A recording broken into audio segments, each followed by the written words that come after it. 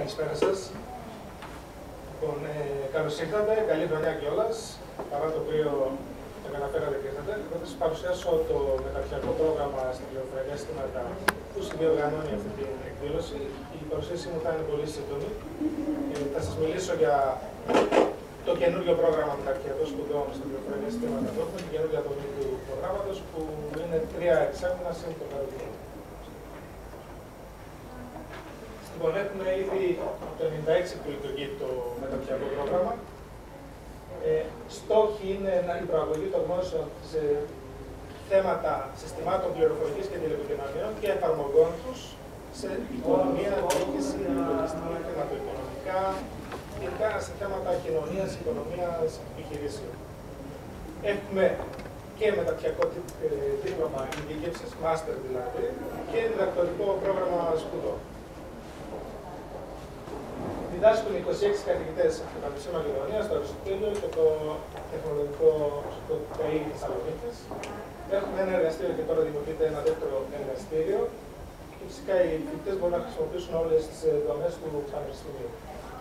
Λοιπόν, όπως σας είπα πριν, η διάρκεια της φοιτησής είναι 1,5 χρόνος, 3 εξάμηνα, συν το καλοκαίρι, 12 μαθήματα.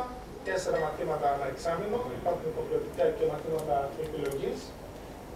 Οι αιτήσεις λήγουν τις 14 του μηνός τώρα και το καινούργιο πρόγραμμα σπουδών που αρχίζει από το Φεβρουάριο. Έτσι, για εσάς, τους φίλους σας ή οποιοδήποτε κάνει καταρχή για να κάνει ένα μεταπτυχιακό σε πληροφορικά συστήματα. Τώρα, το βασικό, τα μαθήματα.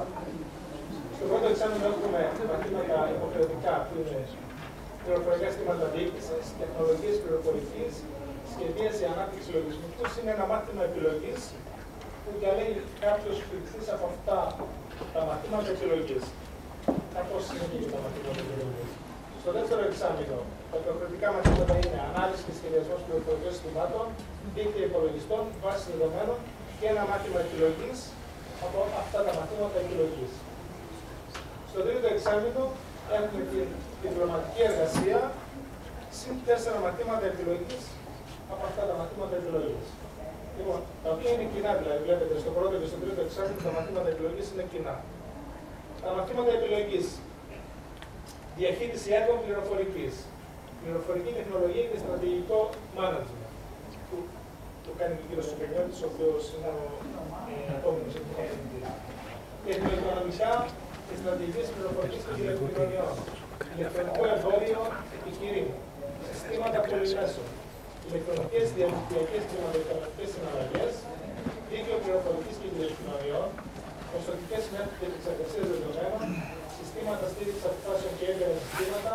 Εργαστήριο διοικητικών παιχνίων. Επαναλαμβάνω, στο πρώτο εξάμηνο διαλύει κάποιος ένα από αυτά τα μαθήματα και στο τρίτο εξάμηνο άλλα 4. Τα μαθήματα επιλογής για το δεύτερο εξάμηνο είναι διαλέγει ένα από αυτά τα μαθήματα φοιτητής, επιχειρησιακή έρευνα και προσωμείωση, πληροφοριακά συστήματα λογιστικής, γεωγραφικά πληροφοριακά συστήματα. Το διδακτορικό. Τελειώνει κάποιος το μεταπτυχιακό, θέλει να συνεχίσει για διδακτορικές σπουδές. Ξέρουμε ότι η μάθηση δεν σταματάει ποτέ. Έτσι και σε δύσκολους καιρούς χρειάζονται περισσότερα προσόντα. Παιδεία. Γενικά, συστήματα πληροφορικής και τηλεπικοινωνιών, ηλεκτρονικές υπηρεσίες, όπως παράδειγμα ηλεκτρονικό εμπόριο, ηλεκτρονική εκπαίδευση, ηλεκτρονική διακυβέρνηση, εφαρμογές πληροφορικής και τηλεπικοινωνιών σε οικονομία, κοινωνία, εκπαίδευση, οργάνωση, διοίκηση, λογιστική και χρηματοοικονομική.